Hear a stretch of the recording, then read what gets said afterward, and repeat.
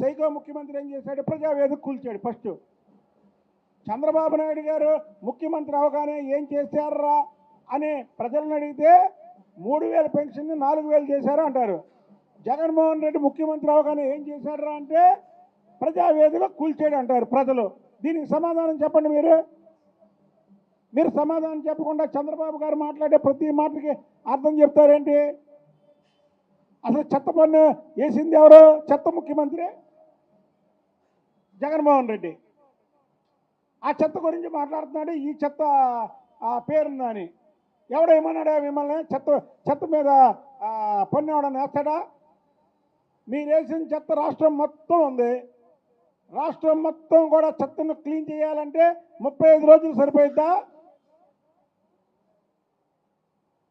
చంద్రబాబు గారు కాబట్టి తొందరగా చెత్త అంతా క్లీన్ చేసి ఆ చెత్తను కూడా సంపదగా మారుస్తాడు.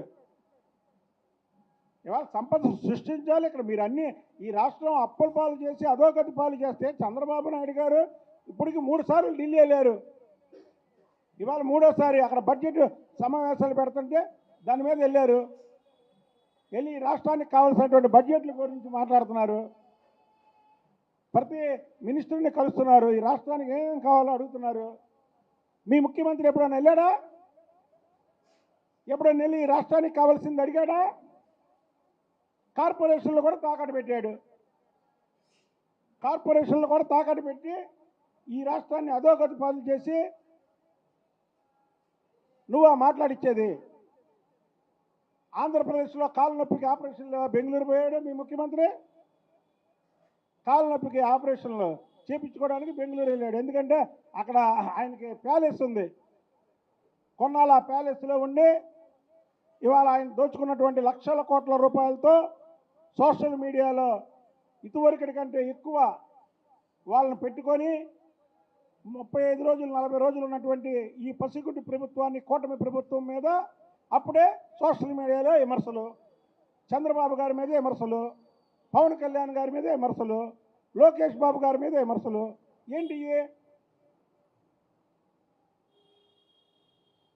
నీకు 11 సీట్లు ఇచ్చి ప్రజలు వాత పెట్టినా మీకు సిగ్గు రాలేదా? సిగ్గు సరం లేదా? మీకు ప్రతిపక్ష హోదా కూడా ఇవ్వలేదే. ప్రతిపక్ష హోదా లేదే అని ఒక ఇది కూడా లేదా మీకు? మిమ్మల్ని ఈ రోజుకి అసహించుకుంటున్నారు ప్రజలు. అయ్యో ఎందుకు ఈ 11 సీట్లు ఇచ్చాం? జగన్మోహన్ రెడ్డిని పులివెందుల ఎమ్మెల్యేని ఎందుకు చేసాం? అసలు పులివెందుల్లో కూడా ఈ జగన్మోహన్ రెడ్డిని ఓడిస్తే అసలు మనకి బాగుండేది, జగన్మోహన్ రెడ్డి పీడ వదిలేది అని. దమ్ముంటే ఈరోజు నువ్వు పులివెందుల్లో రాజీనామా చేసి ప్రజల ముందుకు వెళ్ళు. పులివెందుల ప్రజలు ఏం కోరుకుంటున్నారో తెలుస్తుంది. ఇవాళ చంద్రబాబు గారికి 35 రోజులైతే 35 రోజుల మీద నిన్న పేరు నాని పెట్టినటువంటి తప్పులు మాట్లాడడం అనేది చాలా విడ్డూరంగా ఉంది. అసలు పేరు నాని నువ్వు బందరికి ఏం చేసావు చెప్పు?